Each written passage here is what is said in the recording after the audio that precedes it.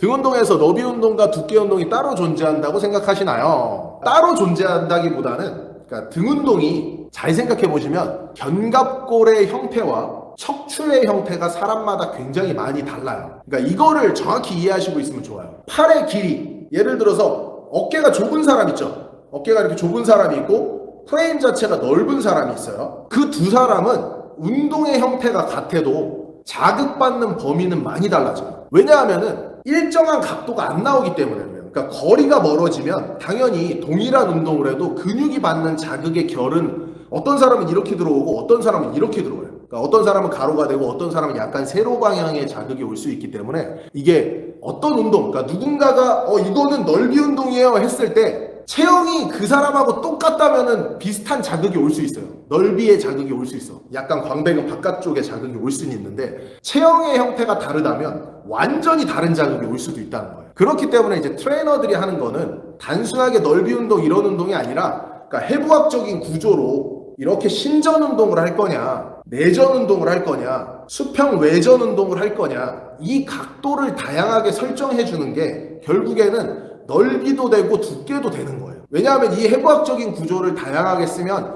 자연스럽게 내가 가지고 있는 근육의 결을 다양하게 쓰는 거니까. 이해되시죠? 그렇기 때문에 누군가가 이거는 두께 운동이에요, 이거는 넓이 운동이에요 한다고 그거를 맹신하시면 안 되는 거예요. 내 몸이 그 사람하고 똑같다면 그 비슷한 자극을 느낄 수는 있다.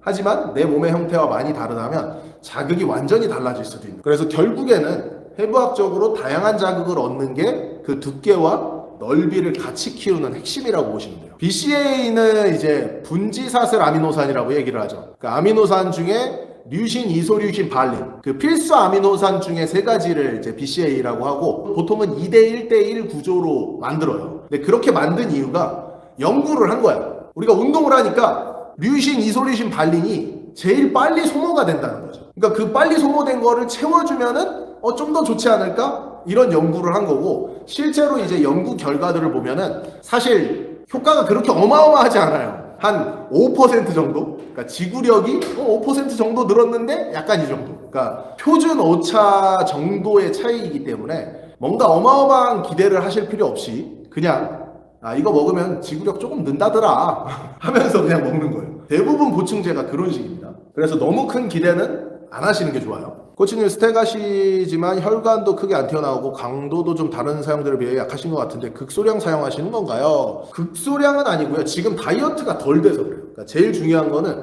많은 분들이 스테로이드를 쓰면 그냥 내 몸이 괴물처럼 되겠지 이런 환상을 갖고 있는데 절대 그게 아니에요. 그러니까 1번은 다이어트 강도가 나와야 돼요. 근데 다이어트 강도라는 건 약으로 만드는 게 아니라 식단하고 운동의 양으로 만드는 거예요. 그러니까 결국에는 약을 쓰더라도 식단하고 운동의 양이 강하게 가져가지 못하면 몸의 강도는 안 나와요. 절대 안 나와, 절대. 이 유튜브라는 게 되게 웃긴 게 어떤 애들이 이렇게 얘기하는 거예요. 뭐 약만 쓰면은 체력이 존나 좋아지고 뭐 약만 쓰면 근육이 막 존나 생긴대. 근데 써보라고. 저는 항상 이렇게 말씀드려요. 써봐.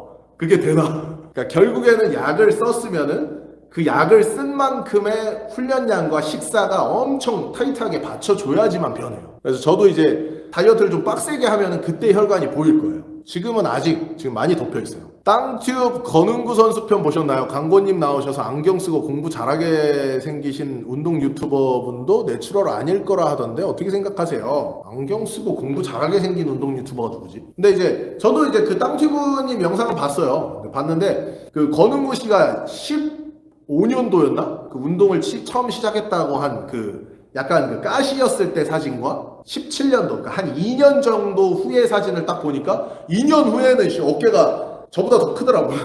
그걸 보고, 이거는 솔직히, 2년에 저 정도면은, 이건 진짜 힘들다. 이런 생각을 했습니다. 물론, 예외가 있을 수 있어요. 항상 우리는 그거를 생각해야 돼요. 괴물 같은 유전자가 존재할 수 있어요. 최홍만처럼 태생적으로 뇌하 수치에 이상이 있어서 성장 호르몬이 계속 나와요. 막 이런 사람 있잖아요. 근데 그거 수술하니까 갑자기 근육이 쫙 빠졌잖아요. 그러니까 그런 경우가 만에 하나, 10만에 하나 이 정도 있을 수 있다. 그렇기 때문에 일단 그 예외의 가능성이 권은구씨일 수도 있다. 이거는 하나의 저의 추론 이렇게 보는 거고, 만약에 그런 이상이 아니다, 정상적인 호르몬 수치를 가지고 있는 일반인인데 2년 동안 그 15년도와 17년도, 제가 여기다가 그 사진을 이렇게 띄워놔야겠네. 이 사진, 이 정도의 변화가 일반인인데 이 정도의 변화를 해냈다. 그러면은 솔직히 이거는 믿기가 너무 힘들더라고요. 저도 각선미 TV를 보면서, 그 각선미 TV에 권은구 씨가 나왔잖아요. 각선미 TV에서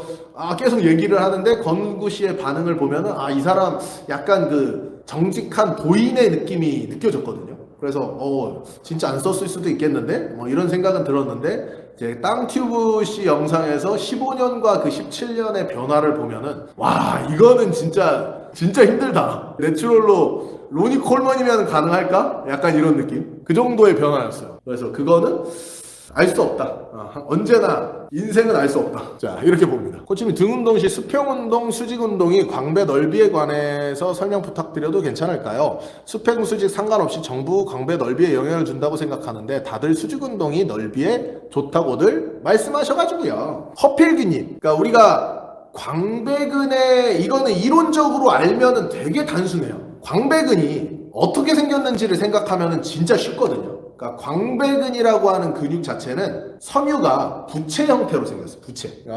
잠시만요. 요거는 책을 보면서 우리가 한번 알아보죠. 광배근이 여기 있죠? 이게 무슨 그림이냐면, 우리가 팔을 밑으로 눌렀을 때, 팔을 아래로 하강시켰을 때, 그러니까 하부 승모근과 광배근이 힘을 어떻게 받는지를 보여주는 거예요. 이 광배근은 결이 이 위의 결은 가로 방향 섬유를 갖고 있어요. 가로 방향. 위의 결은. 근데 자, 밑으로 내려오는 아래 결은 수직 방향에 가까워요. 약간 사선이긴 하지만 요거를 이해하는 게 굉장히 중요하거든요. 광배근이 이렇게 있으면은 위에 있는 섬유들은 가로 섬유에 가까워요. 그러니까 가로 섬유에 가깝기 때문에 팔을 앞에서 뒤로 이렇게 당기는 이런 형태에서 수축력이 높아져요. 근데 하부로 오는, 그러니까 위의 결 말고 이 아래로 오는 결들은 이렇게 당기는 것보다 훨씬 중요한 게 어깨를 누르는 거예요. 그러니까 팔이 아래로 하강을 시켜야지만 수축이 돼요. 이거를 이해하면 엄청 쉽습니다. 그래서 등운동 입장에서 우리가 바깥쪽, 그러니까 수직 방향에 가까운 결을 쓰려면 하강을 한 상태에서 당겨야 돼요. 팔을 이렇게 당기든 어깨가 하강이 걸려 있으면 수직 배열에 있는 광배근의 사용률이 올라갑니다. 느낌으로 나중에 찾아보시면 굉장히 쉬우실 거예요. 그래서 넓이에 좋은 운동, 일반적으로 우리가 넓이 운동이라고 얘기하는 거는 수직 배열에 있는 근섬유에 가까워요. 책 설명하다가 지금 다 나갔네. 역시 이런 거 하면 나가. 이 코치님 같은 경우 프레임이 되게 크신 것 같은데 타고난 프레임이 좋으신 건가요? 그리고 혹시 프레임 키우는 방법이 있으면 설명 부탁드립니다. 프레임이라는 거는 엄밀히 얘기하면 골격이에요. 골격. 프레임이라는 거 자체가 뼈의 넓이를 뜻해요. 엄밀히 얘기하면. 근데 이제 보디빌딩을 얘기하는 사람들이 프레임이라고 하면은 근육의 넓이를 포함해서 프레임이라고 말하는 경향이 있거든요. 그러니까 정확히 표현하는 거는 프레임은 뼈의 길이를 뜻하는 거예요. 쇄골 자체가 긴 사람, 어깨 자체가 넓은 사람, 이런 프레임을 하는 거고, 저 같은 경우에는 이제 근육을 붙인 거죠. 그러니까 프레임은 평범해요. 뼈의 길이는 평범한데 그 위에 이제 근육을 붙인 형태가 되는 거죠. 프레임을 키우는 방법 자체는 결국에 제가 항상 강조하는 거예요. 가동 범위를 다양한 각도로 쓰는 거. 그러니까 해당 근육이 가지고 있는 해부학적인 움직임을 그냥 프로그램에 다 넣으면 자연스럽게 근육 입장에서는 빈 공간 없이 운동을 하게 되잖아요. 그러면 당연히 어느 한쪽이 부족하지 않게 채워져요. 그렇기 때문에 항상 저는 이제 운동을 할 때 다양한 해부학적 움직임을 대입을 시키려고 하다 보니까 자연스럽게 어느 한 곳이 막 비어 있거나 이러진 않거든요. 그래서 그런 식으로 이제 운동하는 걸 추천도 드려요.